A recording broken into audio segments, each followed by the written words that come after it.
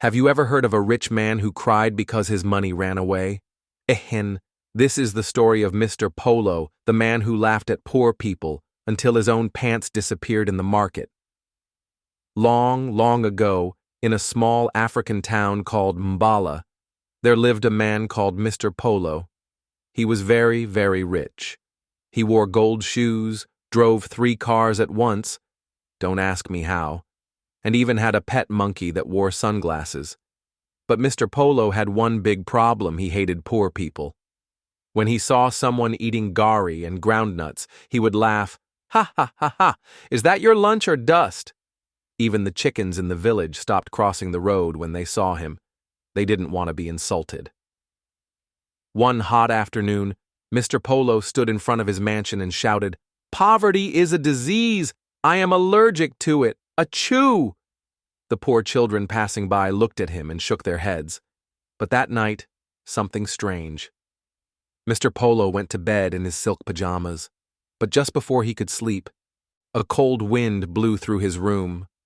Whoosh! The air smelled like roasted yam and mystery. Then, a deep, spooky voice whispered, "Every time you laugh at the poor, you will lose something you love." Mr. Polo sat up. "Who's there? Show yourself." But no one was there, just his monkey, eating plantain chips. The next morning, Mr. Polo saw a boy wearing torn slippers. He laughed. "Ha ha ha ha ha! You're walking barefoot and calling it fashion?" Suddenly, poof!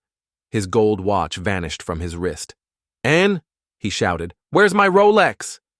He ran to his car, but as he opened the door and laughed at the village barber's bicycle, poof! The car disappeared. Now he was standing alone in the dust. The monkey looked at him and clapped. Still, Mr. Polo didn't learn. At the village market, he saw Mama Chica selling beans with holes in the plate. He laughed so hard, his trousers fell off. Foomp! Right there in front of everyone. People screamed. Children pointed. Mr.